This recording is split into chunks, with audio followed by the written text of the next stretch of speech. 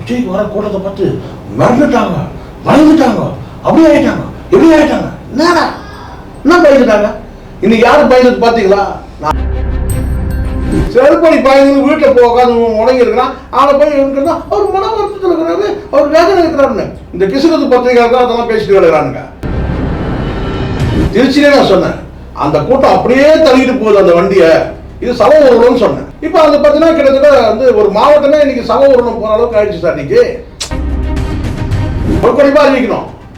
நீ தான் 200 கோடி சம்பளம் வாங்குறாங்களா? நீ ஒரு கூட 40 கோடிக்கு போட்டவன் என்ன இப்போ என்ன ஆகிட போற? உனக்கு செட் ஆகாத விஷயம். கட்சி நல்ல நாள் பார்த்து ஊத்தி முறை தான் பெட்ரு. நீ சினிமாவில் நடிக்கிறியோ அதை பார்க்குற பாடு, நீ நடிக்கிற பாடு விட்டு போய் நாள் தான் என்ன சொல்லும். நம்மளால ஆட்சேபிக்க முடியாது சொல்லிட்டு ஒரு நடிகை கிட்ட ராத்திரி 12 மணி கேட்டா, மாமா உங்களால முடியுமாமான்னுவா. நீ வெறும் அந்த வார்த்தையை மட்டுமே நீ நம்பிட்டு வர. அதாவது நாங்க போன பிறகுதான் இந்த ஊடகங்கள்லாம் இப்படி பேச ஆரம்பிச்சாங்க. விஜய் வந்து நடக்கிறார், விஜய் நிற்கிறார், விஜய் தலை வர்றாரு, விஜய் சட்டை போட்டாரு, பனியன் போட்டாரு, விஜய் ஜட்டை போட்டாரு, விஜய் இப்படி வந்து இந்த எச்சை ஊடகங்கள் முழுக்க முழுக்க இவனை வந்து கேட்டா பெரிய பிம்பமா காட்டணுன்றதுக்காக பணத்தை வாங்கி செஞ்சாங்க சார். நியூஸ் மீட் நேயர்களுக்கு வணக்கம். இன்று நம்மோடு அரசியல் பேச இணைந்திருக்கிறார் மூத்த பத்திரிகையாளர் திரு சேக்வரா அவர்கள். சார் வணக்கம். கரூரை வந்து இன்றைக்கி அலுவலப்பட்டிருக்கு சார். மனம் ரொம்ப வேதனையாக இருக்குது. யாரை குத்தம் சொல்கிறதுனே புரியல. இந்த விஜய் போல் தற்கூரி அணில் குஞ்சிகளையா இல்லை இந்த பக்கம் நம்ம ஆளும் அரசாங்கமா? கிட்டத்தட்ட 39 மரணங்கள். கரூரே ஒரு மரண ஓலத்தில் கத்திட்டு இருக்காங்க. இன்னும் 18 பேர் தீவிர சிகிச்சையில் இருக்காங்க. அது என்றைக்கு கூடுன்றாங்க. நைட்டெல்லாம் தூங்கலை நான். 3 மணி ஆகிடுச்சு இந்த வேதனையை துக்க செய்தி கேட்டு. இந்த விஜய்க்கெல்லாம் எப்படி சார் அந்த நிகழ்வு அந்த இடத்துல சில மயக்கடிச்சு விழுந்தாங்க, நேராக ஏர்போர்ட் போயிட்டு வீட்டுக்கு வராங்க சார். எப்படி சார் பார்க்க வருஷத்தில் நீங்கள் பார்த்தீங்கன்னா இவருக்கு வந்து ஒரு மிகையான நேரம் இருக்குது சார். இந்த 2 வருஷத்தில் வந்து இந்த ரசிகர்களை வந்து செக்ரிகேட் பண்ணி தொண்டர்களாக மாற்றி அவங்களுக்கு ப்ராப்பர் பயிற்சி கொடுத்து தொண்டர் படையை உருவாக்கி தங்களை வந்து பார்க்கக்கூடிய வரக்கூடிய அந்த மக்களை வந்து ஒழுங்குபடுத்துறதுக்கும் அதை வந்து பார்த்திங்கன்னா இதுக்கு இந்த கட்சிக்காக ஒரு பெரிய நிதியை ஒதுக்கி அந்த வரக்கூடிய மக்களுக்கு வந்து பார்த்திங்கன்னா வந்து குறைஞ்சபட்ச அந்த உணவு கொடுக்கறதுக்கும் தண்ணீர் கொடுக்கறதுக்கும் இதுக்கான வந்து பார்த்திங்கன்னா வந்து வாலண்டியர்ஸை நிறைய பேரை உருவாக்கி அப்படி பண்ணாமல் கட்டுப்பாடு இல்லாத கூட்டத்தை வந்து பார்த்திங்கன்னா ஐயோ கட்டுக்கடங்காத கூட்டம்னு சொல்லிட்டு இன்றைக்கி வந்து பார்த்திங்கன்னா கரூரையே வந்து பார்த்திங்கன்னா இவனுக்கு வந்து கிட்டத்தட்ட வந்து ஒரு சவக்கடங்காக்கிட்டாங்க. இது உண்மை தானே? இது கட்டுக்கடங்காத கூட்டம். அப்போ எப்படி கட்டுக்க? நீங்கள் ஒன்றுமே சார் காவல்துறை கைகள் கட்டப்படாமல் இருந்திருந்துன்னா இந்த கட்டுக்கடங்கிற கூட்டம் கட்டுக்கடங்கிட்டு இருப்பாங்க. முழுக்க இது வந்து பார்த்தீங்கன்னா விஜயோட வந்து பார்த்தீங்கன்னா வந்து ஒரு அதிகார வெறிக்கு இந்த மக்கள் வந்து பலியாயிட்டாங்க. அந்த கரூர் மாவட்டமே வந்து பார்த்தீங்கன்னா இன்றைக்கி தமிழ்நாடே ஒரு பிளாக் டேன்னு சொல்லலாம் சார். இந்த நாளை தமிழ்நாடு வந்து பிளாக் டேன்னு சொல்லணும். தமிழ்நாடோட பிளாக் டே இன்னைக்கு. பல கருப்பு தினங்களை சந்தித்த நாடு தான் தமிழ்நாடு. ஒவ்வொரு அரசியல் கட்சியும் செஞ்சுருக்கு. அது வந்து பார்த்தீங்கன்னா நீங்கள் வந்து அதிமுக எடுத்துக்கிட்டா மகாமுகம் எடுத்துக்கலாம், திமுக எடுத்துக்கிட்டால் தாமிரபரணி இந்த மாஞ்சோலை தொழிலாளர்கள் தேயிலை தோட்ட தொழிலாளர்களுடைய அந்த போராட்டத்தை ஒடுக்கும்போது நடந்தது.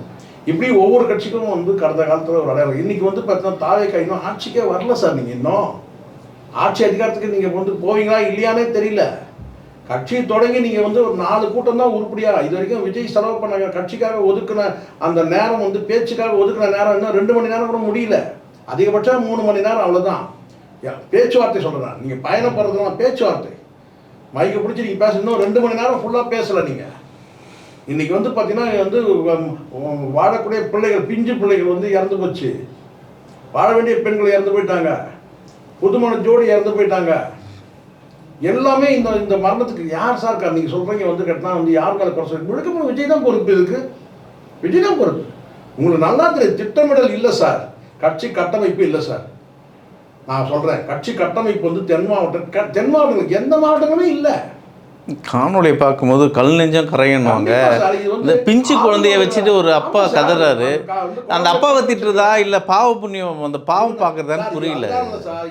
அந்த குறிப்பிட்ட அந்த வருத்தம் கூட இவனுக்கு இருக்கிற மாதிரி தெரியல சார். நான் பார்த்தேன். ஏன்னா ஒரு பத்திரிகை அதை குரல் கொடுக்கும்போது நீ ஓடவே கூடாது. நியாயமா நீ தான் எல்லாரும் சொல்லியிருந்த இந்த பார்த்தீங்கன்னா என்னை பார்த்து அவங்க பயப்படுறாங்க, என்ன பார்த்து கேட்டால் மெச்சூரிட்டிலாம் வார்த்தை சார். பயப்படுறாங்கன்னு சொல்கிறதே மெச்சூரிட்டி இல்லாதது. என்கிட்ட சொல்கிறாங்க, அப்பா விஜய்க்கு வர கூட்டத்தை பார்த்து மறந்துட்டாங்க, பயந்துட்டாங்க, அப்படியே ஆகிட்டாங்க, எப்படி ஆகிட்டாங்க, என்னடா என்ன பயந்துட்டாங்க? இன்னைக்கு யாரும் பயந்துட்டு பார்த்தீங்களா? நான் வந்து என்னைக்கோ சொன்னேன், என்டி ராமராவ் தேவடுன்னு சொன்னாங்க, அதே என்டி ராமராவ் செருப்பால் அடித்தாங்க. இந்த மக்களுக்கு வந்து தெரியும். நீங்கள் வந்து பார்த்தீங்கன்னா உங்களை நீங்கள் நினச்சிக்கிறீங்க, ஐயோ நம்ம பெரிய பிம்பம், பெரிய கல்ட்டு நம்ம நம்பி தான் இந்த இதெல்லாம் ஆடு மாடுகள் கூட்டம். இப்படி தான் விஜய்க்கு வந்து தன்னை வந்து எதுக்கு தற்கொலை சொல்கிறாங்க கேட்டீங்கன்னா, இயல்பாகவே விஜய் தற்கொலை. ஏன்னா தற்புறமை பேசுகிறோம் தான் தற்கொலை சார். ஒரு போதையில் இருக்கானோ, நம்ம தான் எல்லாம் இந்த மக்கள் நமக்கு முன்னாடி இருக்காங்க, அந்த ஒரு மமதையில் இருக்கானா? ரெண்டு போதை இருக்கு. ஒன்று நான் கேட்டால் மண்டையில் இருக்கிற போதை என்னன்னு கேட்டால், நாம் பெரிய ஆளு, நாம் பெரிய கல்ட்டு அப்படின்ற வந்து ஒரு போதை. இது வந்து நான் கேட்டேன்னா இந்த போதை தான் அதிகாரம் வந்து பார்த்தீங்கன்னா வந்து ஆசைக்கு வந்து அடிகோல். அதுதான் வந்து அடித்தளம். ஆமாம், அடித்தளம் அதுதான். நாம் பெரிய கல்ட்டு, நம்மளால ஆட்சி அமைக்க முடியாதா? என்ன சொல்லும், நம்மளால ஆட்சி அமைக்க முடியாதுன்னு சொல்லிட்டு ஒரு நடிகை கிட்ட ராத்திரி 12 மணிக்கு கேட்டால், மாமா உங்களால் முடியும் மாமான்னுவா. நீ வெறும் அந்த வார்த்தையை மட்டுமே நீ நம்பிட்டு வர. இதுதான் உண்மை. ஆமாம் மாமா, மாமோயின்வாங்கல்ல ஒரு படத்தில் சொல்ல, மாமோயின் நீ வந்து பார்த்தீங்கன்னா நீ நாளைக்கு முதலமைச்சர் ஆகிடும் மாமா, அப்படிதான் உனக்கு எண்ணமே தவிர உனக்கு என்ன மக்கள் கிட்ட உள்ள பிரச்சனைகள் புரிதல் இருக்குது? எந்த மாவட்டத்தில் எந்த மக்களுக்கு பிரச்சனை இருக்குன்னு உனக்கு புரியுதா? உனக்கு அந்த புரிதலே இல்லை. அப்போ மக்களுக்கு என்ன பிரச்சனைன்ற அடிப்படை புரிதலே இல்லாமல், என்ன செய்ய போகிற திட்டமே இல்லாமல், எச்ச கையில் தான் சொல்ல ஈரக்கையில் கூட நீ உதறாத ஒரு மனுஷன் நீ இது வரைக்கும் நீ செய்யல. ஏதோ வந்து பார்த்தீங்கன்னா கல்வி விருது வழங்க விழான்னு சொல்லிட்டு உன்னை போட்டு சீனை போட்டு அதன் மூலமாக நீ வந்து இங்கே இருக்கிற ஆட்சி அதிகாரத்தில் வந்து உட்காந்துன்னு நினைக்கிறேன். அது ஸ்ட்ரெயிட்டாக முதலமைச்சர் ஆகணும்னு நினைக்கிறேன். இந்த கூட்டத்தை அப்படியே நம்ம வந்து ஓட்டு போட்டுருவாங்க அப்படின்னு நீ நினைக்கிற. அதனால தான் நான் சொல்கிறேன், உனக்கு அந்த அதிகாரம் வந்து பார்த்தோன்னா அந்த என்ன அந்த ஆசை தான் நாளையில் அது வெறியாக மாறி நம்ம என்ன வேணால் செய்யலாம். மக்கள் காத்துருட்டோம், எத்தனை மணி நேரம் காத்துதான், நமக்காக அவன் காத்திருப்பான். அதை நீ பெருமையாக நினைக்கிற. இது வரைக்கும் நான் வரலாறுல நான் என்னுடைய அனுபவத்தில் நான் பார்த்தேன்னு சொல்கிறேன். ஒரு வாகனத்துக்கு பின்னாடி அப்படியே இப்படி வந்து சவ ஊர்வலங்கள் தான் நான் பார்த்துருக்கேன். சவ ஊர்வலங்களில் வந்து அமைதியாக அந்த மக்கள் வந்து பார்த்தீங்கன்னா அந்த வாகனத்தை சுற்றி அப்படியே நகர்த்தி கொண்டு வந்து சுடுகாட்டில் கொண்டு வந்து விடுவாங்க. அதை தான் நான் பார்த்துருக்குறேன். இது கிட்ட போன தடவை நான் சொன்னேன், இது சவ ஊர்வலம் மாதிரி நடக்குது. திருச்சியிலே நான் சொன்னேன், அந்த கூட்டம் அப்படியே தள்ளிட்டு போகுது அந்த வண்டியை, இது சவ ஊர்வலம்னு சொன்னேன். இப்போ அந்த பார்த்தீங்கன்னா கிட்டத்தட்ட வந்து ஒரு மாவட்டமே இன்னைக்கு சவ ஊர்வலம் போகிற அளவுக்கு ஆயிடுச்சு சார். இன்னைக்கு நான் சொன்னது தான் நீங்கள் நீங்கள் பாருங்க. அது வந்து என்னன்னா, நீங்கள் என்ன சார் வந்து அதை வந்து ஒரு தலைவர் சார், அவர் தலைவர் சார். என்ன தலைவர்? நீங்கள் ஒன்று நினச்சாக்கா அந்த இடத்துல நீங்கள் வழியை ஒதுக்கி உங்களால் போக முடியும், அந்த வாகனத்தை செலுத்த முடியும்.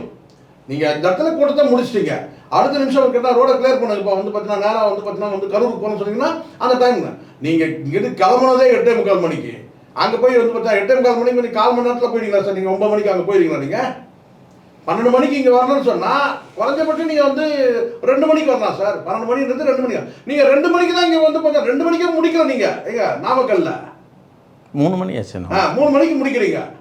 நானும் உட்காந்து எப்படா பேசி தொலைப்பான், இவன் வந்து என்ன பேசணுன்றது நம்ம ஒன்று வீடியோவில் பேசணுமேன்றதுக்காக உட்காந்துருக்கேன். 3 மணி ஆயிடுச்சு. அதுக்கப்புறம் உனக்கு அப்படி என்ன செய்யணும்? நம்ம அது கொடுத்த டைம் நம்ம அங்கே ரீச் ஆகலை. நீ காவல்துறை வந்து மதிக்கிறதா இருந்தால் அந்த கண்டிஷன் நீங்கள் மதிக்கிற மாதிரி இருந்தால் என்ன செய்யணும்? ரத்து, கூட்டத்தை ரத்து பண்ணு. அதுக்கப்புறம் நீங்கள் இங்கேருந்து போயிட்டு ராத்திரி போயிட்டு அப்புறம் கரண்ட்டை கட் பண்ணி அங்கே இருக்க மக்கள் சேர்ந்து இந்த நாமக்கல் இருக்கிற கூட்டம் அப்படியே வருது.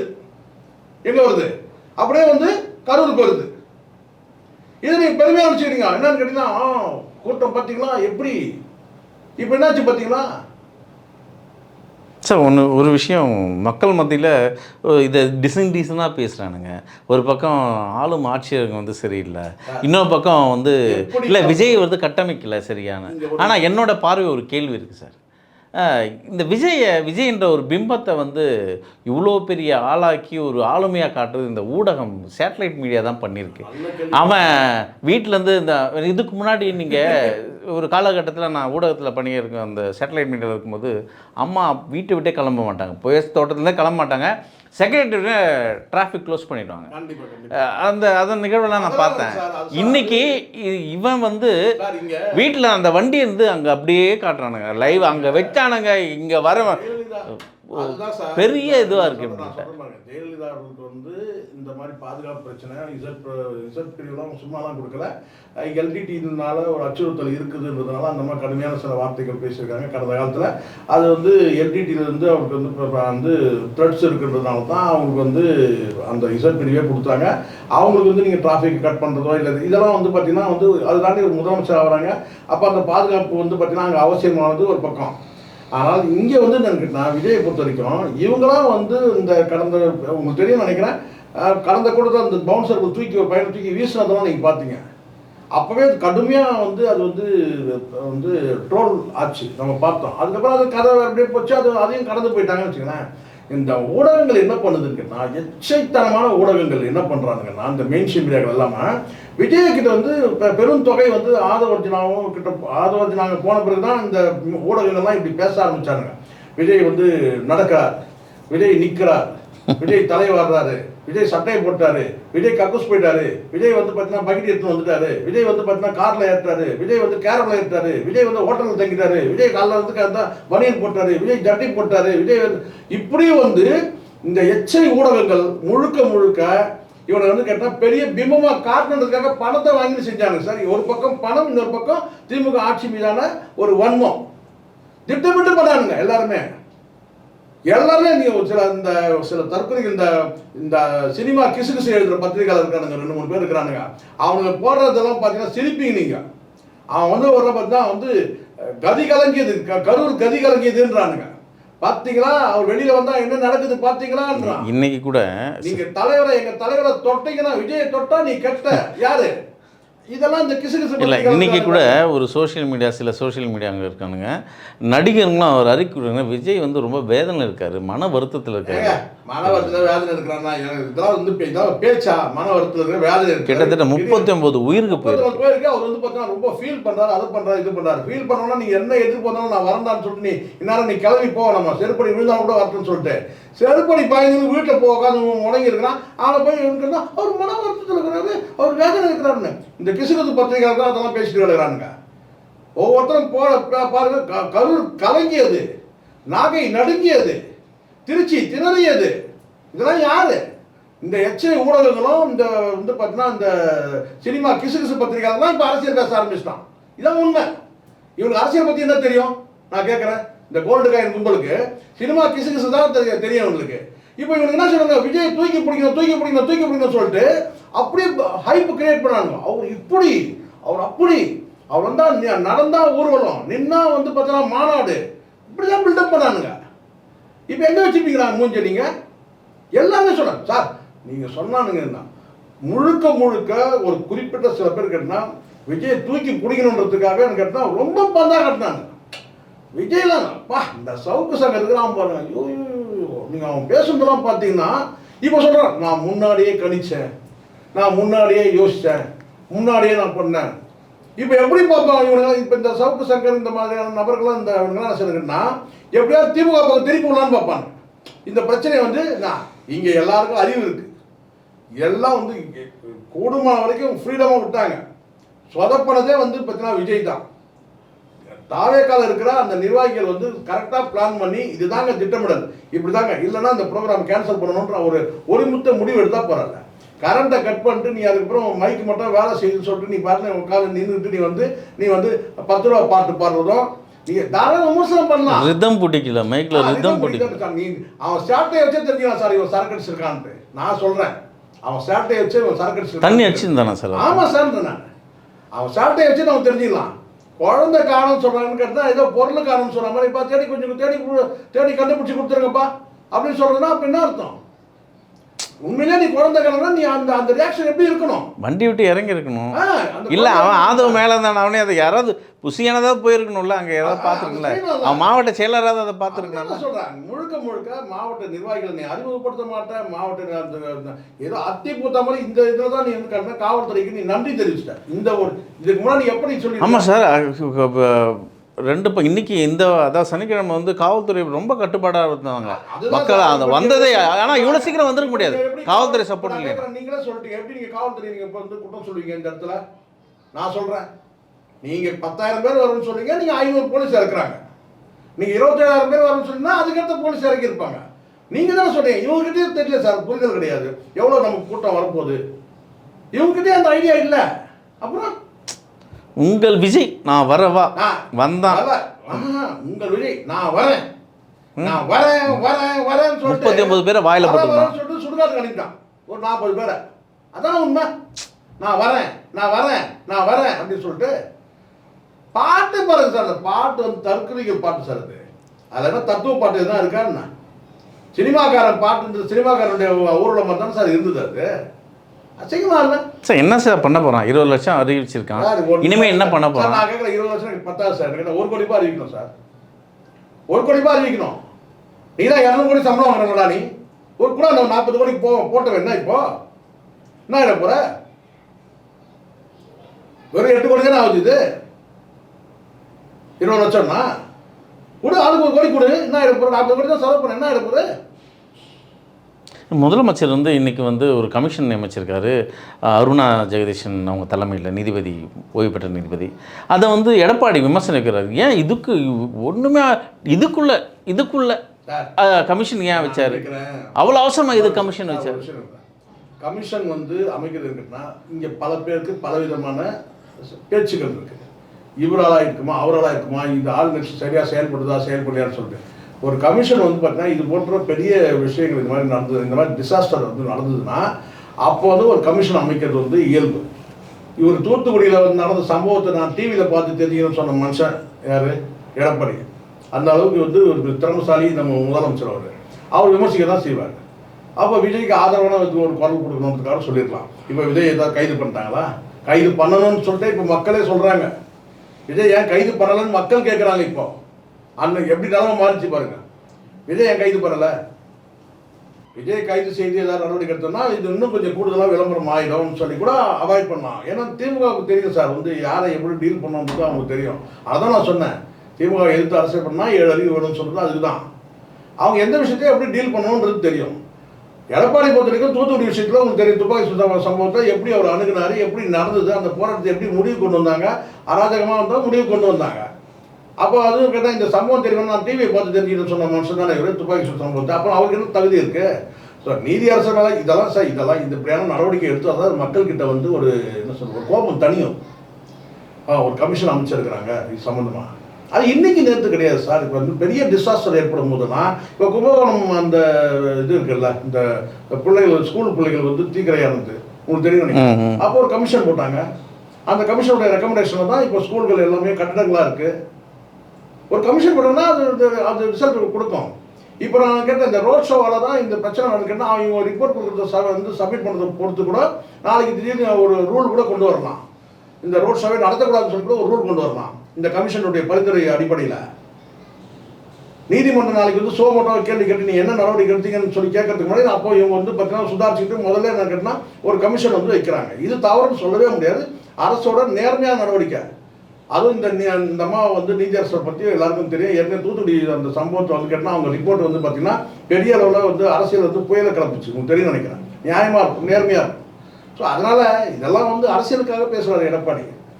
அவர் வந்து இதை பேச தகுதியே இல்லைங்கிற தூத்துக்குடி சம்பவத்தை வந்து டிவியை பார்த்தா நான் தெரிஞ்சுக்கிட்டேன் சொன்னவர் தான். அப்புறம் இவர் இதை பற்றி பேசலாமா சொல்லுங்க பார்க்கலாம். இவங்க ரோட் ஷோவில் இவங்க பண்ணுற அட்ராசிட்டி தான் சார். ஆம்புலன்ஸ் வரக்கூடாது, இது வரக்கூடாது, அது போகக்கூடாது. இப்போது இந்த நிகழ்வு இப்படி ஒரு துய சம்பவம் ஆச்சு சார். விஜய் தான் ஒரு பெரிய அப்பா டக்கரு, அவர் பேட்டி கொடுக்க மாட்டார், மக்களை சந்திக்க மாட்டார், இறங்க மாட்டார். தற்கொலை ஒன்று இருக்குல்ல, பாண்டிச்சேரி தற்கொலை, இதெல்லாம் ஒரு அறிக்கை ஒன்றுன்னு ஒரு குறைந்தபட்ச அறிவு இருக்காதா? கட்சிக்கு பொதுச்செயலாளருக்கு தகுதியே கிடையாது சார். நான் இதுக்கு முன்னாடி சொன்னேன், ஒரு 10 வந்து பார்த்தீங்கன்னா பசுமாடு கூட வாங்கி விட்டிங்கன்னா அந்த பசுக்கு ஓரளவுக்கு வந்து எருமை மாட்டோட அறிவு ஜாஸ்தி. அவனுக்கு வந்து ஒரு 10 எருமை மாடு, பீகாரில் வந்து ஒரு 10 எருமை மாடு வாங்கி கொடுத்தீங்கன்னா அவன் மேய்க்கிறது தான் சார் லாய்க்கு. யார் குஷியானது? அவருக்கு வந்து பார்த்தா அவன் வந்து அவன் அரசியல் அறிவே இல்லாதவன். அவன் சாதாரண அறிவே கிடையாது அவனுக்கு. ரசிகர்களெல்லாம் வந்து பார்த்தீங்கன்னா அவன் வந்து பார்த்தா அடிமை மாதிரி வச்சு செருப்பால் அடிக்கிறது இப்படி தான் பண்ணிட்டுருந்தான். கட்சிக்கு ஒரு பொதுச்செயலாளர்லாம் அவனுக்கு மரியாதை, அவனுக்கு தகுதியே கிடையாது. அவன் ஒரு சாராயக்கடை நடத்தியிருந்தான். அவன் இன்னும் சாராயக்கடை நடத்துறான் பாண்டிச்சேரியில். அவனை கொண்டு போய் கட்சிக்கு பொதுச்செயலாளர். லாட்டரி சீட்டு வித்திருந்த மருமகன் இன்னைக்கு வந்து கட்சிக்கு வந்து பார்த்தா தேர்தல் பொறுப்பாளர், ஆலோசகரே அவர் தான். விளங்குமா சார் இது? சொல்லுங்க. நேற்று யூடியூப்ல வந்து பார்த்தீங்கன்னா ஸ்டாலின் உதயநிதி மாயார போந்துட்டு இருந்தா அந்த ராஜ்மோகன் ஒரு பையன் இந்த யூடியூப்ல வந்து நடத்திருக்கான். இன்னும் யூடியூப் நடத்திருக்கிறான். கட்சிக்கு போய் நிர்வாகி ஆகிக்கூடாதுன்னா அவன் பேசுகிற பேச்சு இருக்கு பாருங்க, போலி அப்பான்னா அறிவுகட்ட நாயே. யாரா இந்த ராஜ்மோகன் தான் கேட்குறேன். அறிவுகட்ட நாயை தமிழ்லேயே வைங்க, அறிவுகட்ட நாயை. அப்பா நக்கல் அடிச்சிக்கல, கிண்டல் அடிச்சிங்களா? இன்னைக்கு கரூரில் அப்பாவா நிற்கிறது யாரா? ஸ்டாலின் தான் நிற்கிறாரு. உண்மைதானே இது? அப்பாவை நக்கல் அடிச்சிங்கல்ல நீங்க. ஸ்டாலின் அங்கிள், போலி அப்பா, ஸ்டாலின் அங்கிள் அங்கிள் எவ்வளோ நக்கல் இது. இன்னைக்கு யாரும் அங்கே வந்து பார்த்து ராத்திரி 12 மணிக்கு எந்த முதலமைச்சர் தான் போவோம்? 1 மணிக்கு ஏன் காலையில் போனால் யாராவது கேட்க போகிறாங்களா? அப்பவே உடனே போகிறாங்க, அங்கே போகிறாங்க. இவ்வளோ பெரிய டிசாஸ்டர் ஒரு கேள்விப்பட்ட உடனே போகிறாங்க. அதை கேள்வி எழுப்புறீங்க நீங்கள். முதலமைச்சர் 10 நிமிஷம் எப்படி தவறு போச்சு? அந்த வயசில் போகிறது பெரிய விஷயம் இல்லை. 72 வயசில் வந்து பார்த்தீங்கன்னா அவர் இருக்கிற உடம்புல இருக்கிற சிக்கு பிரச்சனை இருக்கு. அங்கே நிற்கிறார். அப்போ தெரியுதா இதான் அப்பா, இதான் அப்பா. இந்த தற்கொலை நாய் வந்து இந்த ராஜ்மோகன் நாய் தெரிஞ்சுக்கணும். அப்பா போலி அப்பானேடா. இன்னைக்கு வந்து பாரு, உன் மாமா எங்க இருக்கிறான்னு பாரு. ராஜ்மோகனுடைய மாமா விஜய் எங்க இருக்கிறான்? இப்போ எங்க ஒளிஞ்சுட்டு இருக்கிறான்? இதெல்லாம் புரிஞ்சு பேசணும். போலி அப்பா ஒரு நக்கல் அடிச்சு பேர் யார் பேசுறது, என்ன தகுதியோட பேசணும்னு ஒரு கணக்கு இருக்கு. போற போக பேசிட முடியாது. இல்லை, திமுகவுக்கு எதிராகவே சில சோஷியல் மீடியாங்க இருக்குல்ல சார், அவங்க என்ன கேள்வி கேட்குறாங்க, இதுக்கு பின்னாடி ஒரு மர்மம் இருக்குது, இந்த மரணத்துக்கு பின்னாடி ஒரு மர்மம் இருக்குது, இதை தீர விசாரிக்கணும் சார். தீர விசாரிக்க தான் வந்து நீதிபதி தலைமையில் வந்து ஒரு குழு போட்டிருக்கிறாங்க. சும்மா இதெல்லாம் நல்லா வெட்ட வெளிச்சமாக தெரியும் சார். அங்கே இருக்கிற மக்களே பேசுகிறாங்க. யாரையும் குறை சொல்கிறேன். என்ன காவல்துறையை அவங்க வந்து பார்த்தீங்கன்னா வந்து காலையிலேருந்து வேலை செஞ்சுருக்காங்க. நீங்கள் பண்ணது அத்தனையும் தப்பு. நீங்கள் சொன்ன டைம் ஃபாலோ பண்ணவே இல்லை. நீங்கள் அதை தாண்டி வந்து பார்த்தீங்கன்னா நீங்கள் போலீஸ் வந்து கேட்டால் இதே விஜய் வந்து பார்த்தீங்கன்னா காவல்துறைக்கு நன்றி சொன்னீங்கல்ல. உங்களுக்கு பாதுகாப்பாக அனுப்பி வச்ச போலீஸ் தானே. போலீஸை குறை சொன்னாலோ தமிழ்நாடு அரசு குறை சொன்னாலோ அது தப்பு சார். நீங்கள் நடந்துகிட்ட விதம் சரியில்லை. உங்களை எவ்வளோ நிதானமாக இருக்கணும். நீங்கள் தான் சீனிட்டே இருந்தீங்க. நீங்கள் எவ்வளோ சீனிங்கிறது உங்களுக்கு மனசாட்சிக்கே தெரியும். நக்கல் அடிக்கிறது, ஒரு அரசியல் வந்து பேசுறது கேட்டால் சமமாக பாவிக்காம அரசியல் எதிரின்னு பேசுறது, தற்குறித்தனமாக வந்து பேசுறது. நம்ம கடந்த பார்த்து தானே சார் நம்ம இருந்தோம். இல்லை, விஜய் திமுக எதிர்க்கிறதே ஒரு பிரதான வேலையாக வச்சிருக்காரு விஜய். அவர் என்ன பண்ண போறாருன்னு சொல்ல மாட்டேன்றாரு. அரசியல் எதிரி கூட வச்சுங்க சார். ஆனால் நீங்கள் இந்த நக்கல் அடிக்கிறீங்க பார்த்தீங்கன்னா, தனிநபர் சாப்பிட இந்த அங்கிள் இதெல்லாம் நக்கல் செருப்பால வச்சுக்கணும். அன்னைக்கே அவனை யார விஜயா அந்த மேடையில் எவனா ஒரு 4 பேர் திமுக ஏறி செருப்பால் அடிச்சுட்டானா கூட எவனும் கேட்டுக்க மாட்டான். அதுதான் முதல் இதுவே. தொண்டர்களை வழி நடத்துகிற லட்சணம் அதுவா? நான் கேட்குறேன், நீ 10 ரூபா வந்து பாட்டு பாடுறடா. நீ அந்த மேடையில் வந்து பார்த்தீங்கன்னா யாரும் மதுவுக்கு எதிராக வந்து நம்ம வந்து சபதம் வைப்போம். இனி நம்ம வந்து பார்த்தீங்கன்னா வந்து எந்த சொன்ன நீங்கள் மது அருந்தக்கூடாது சொன்னியா? நீ 10 ரூபா ரேட்டை பற்றி பேசுறீடா அறிவு கட்டவனே. அங்கே மது அருந்தாலும் சொன்னேன். ஏன்னா நீ ஏன் மது அருந்திட்டு தான் பேசுனாங்க. நான் சொல்கிறேன், நீ அங்கே வந்து நல்லதை சொல்லுங்க. நாமக்கல் கவிஞர் சொல்லும் போது வன்முறைக்கு எதிராக அவர் சொன்ன அந்த அகிம்சை வழியாக சொன்ன அந்த வார்த்தை வந்திருக்கணும். அந்த ஒரு லைன் வந்திருக்கணும். கத்தி இன்றி ரத்தம் இன்றி யுத்தம் ஒன்று வருகுதுன்னு சொன்னால் அந்த வரியை சொல்லியிருக்கணும். நீ 10 ரூபா மேட்டர் நீ பேசுகிற சரக்குக்கு 10 ரூபா கூடுதலுக்கு பேசுறேன்னு சொன்னால் நீ யாரை பிடிக்காதீங்கன்னு பேசியிருக்கணும். நமக்கு என்ன தெரியுமா அதானே சார் பேச முடியும். சொல்றேன். அப்போ தெரிஞ்சலா தருதலை விஜய் தருதலை தற்குறி கூட்டம். அவ்வளோதான் முடிஞ்சிச்சு உங்க கதை. என்ன சார் இப்போ என்ன சொல்கிறேன், ஒன்றும் கிடையாது. சினிமாவுடைய செல்வா கிழந்து அரசியலையே நீ 0 ஆகி நடு ரோட்டில் நிற்ப. இந்த 40 பணங்களை சாட்சி அதுக்கு. அவ்வளோதான். இப்போ என்னதான் முடிவில் இருப்பானுங்க? இப்போ மறுபடியும் கட்சி துவங்குவாங்களா? இந்த சுற்றுப்பயணம்லாம் பண்ணுவாங்களா? தெரிஞ்சுக்கிட்டா உனக்கு செட் ஆகாத உன் லாங்குவேஜில் நான் சொல்கிறேன். உனக்கு செட் ஆகாத விஷயம். கட்சி நல்ல நாள் பார்த்து ஊற்றி மூடுறது தான் பெட்ரு. நல்ல நாள் பார்த்து ஊற்றி மூடிட்டு நீ சினிமாவில் நடிக்கிறியோ அதை பார்க்குறம்பாடு நீ நடிக்கிறம்பாடு விட்டு போயிடும். தான் சினிமாவில் நீ என்னெல்லாம் தகுதி திட்டம் பண்ணணும் அந்த தகுதி திட்டம்லாம் நீ வந்து அரசியல்லாம் பண்ணி முன்னேறலாம் நீ நினைக்கிற. அது நடக்காதுன்ற நான் இல்லை. இந்த தற்கொலை இந்த விஜய் பின்னாடி சுற்றுறாங்கல்ல, இந்த தற்கொலை அணில் குஞ்சுகள்லாம் என்ன சொல்லலாம்? காக்கா கூட்டம் சார். இதெல்லாம் நாளைக்கு அப்படியே சிவகார்த்திகேயன் பின்னாடி போயிடும். அப்படியே வேற ஒன்றும் அடுத்து அவன் பின்னாடி போயிடும். இதெல்லாம் நிற்காது. நடிகரை வந்து ரசிகர் தான் சார். அவன் தொண்டை ஆக முடியாது. ஆக்கத்துக்கு ஒரு திறமை வேணும். அது எம்ஜிஆருக்கு இருந்தது, விஜயகாந்த் இருந்தது. இவனுக்கு கிடையாது. ஆரம்பத்தில் தான் அந்த நிலைப்பாடு கிடையாது. இவனை பார்க்கறது பெரிய அரும்பொருள் கேட்டால் அப்படியே வந்து அம்மா அப்பா பார்க்க சார்.